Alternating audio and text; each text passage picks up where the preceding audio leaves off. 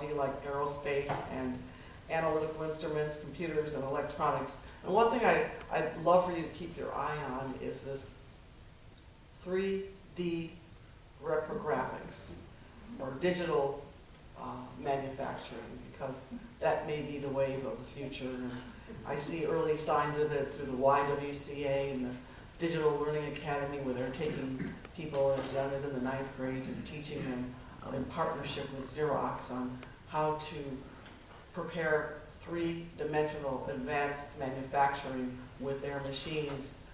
These kids are manufacturing all sorts of things. And what's interesting about this project is that if they stick with it and they stick with the company, they are, at the end of their formal education, given a job with Xerox.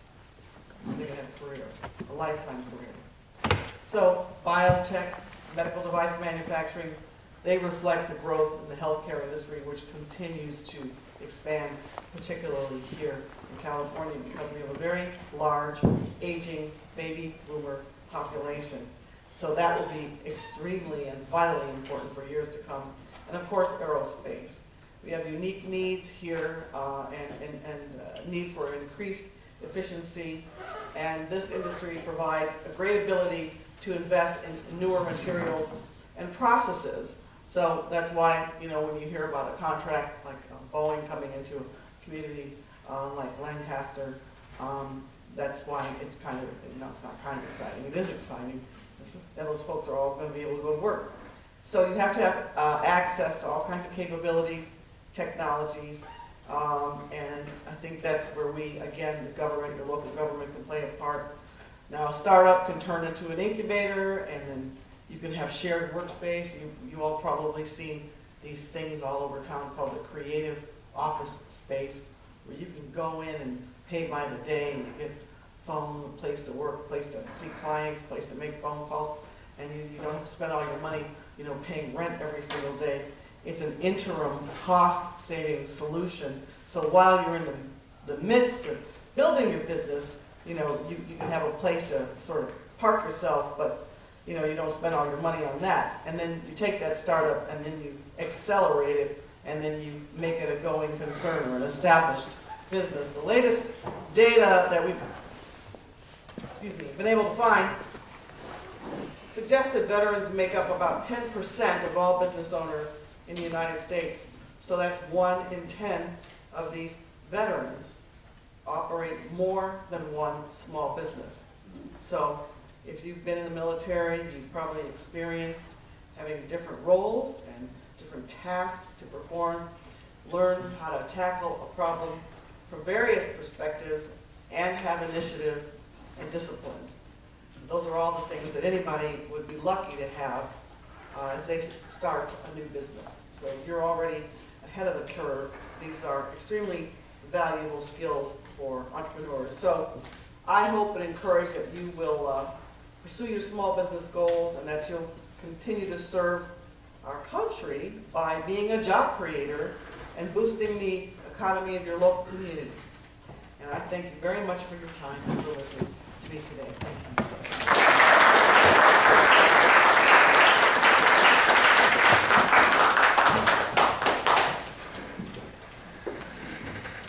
And I'll put my cards out in front on the table. That's a hard deal, that Rubbing it in about those business cards. Thank you. Big round of applause for Jan Perry. Thank you very much. Pleasure to have you here. Now listen, I want to defend General Gordon Bray here. He may be out of business cards, but he told me that he's going to be hanging out here throughout the whole 2 days.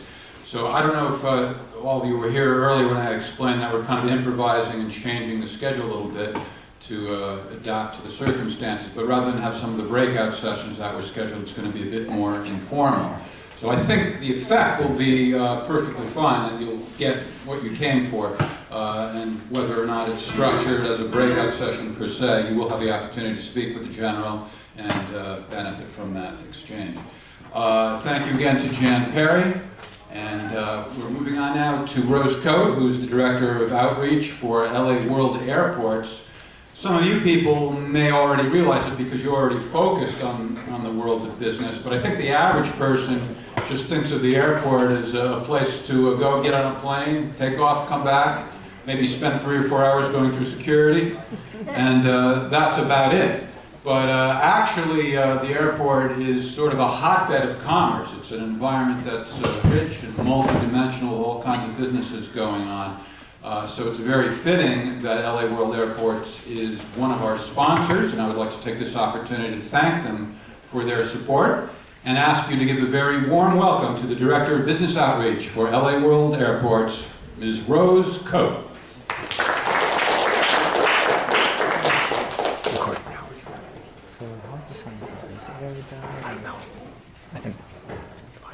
Well, thank you for that introduction. And once again, my name is Rose Cody.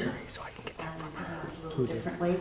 I'm the Business Outreach Coordinator for Los Angeles World Airports, and that means that this is a department that administers LAX, Van Nuys, and Ontario for a short while.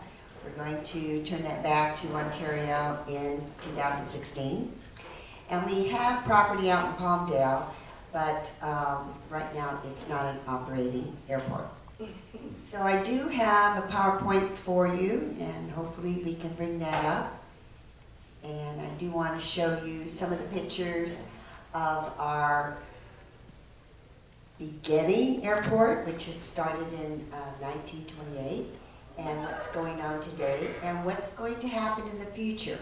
So this is very important to Los Angeles area. We are a very huge economic engine, and increasing and growing our airport means more benefit to the community.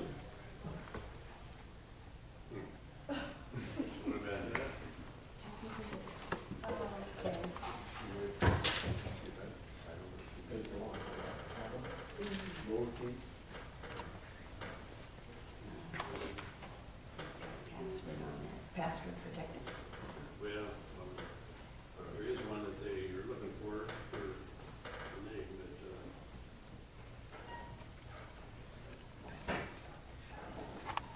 Just a side note, this coming Thanksgiving, LAX is quoted to be the busiest airport in the nation. So, very busy. I came by there this morning, and there were a lot of folks there already.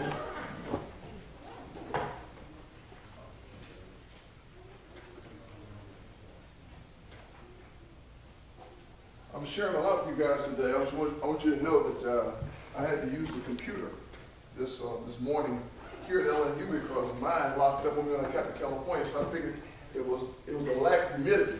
We're a little dry here, aren't we?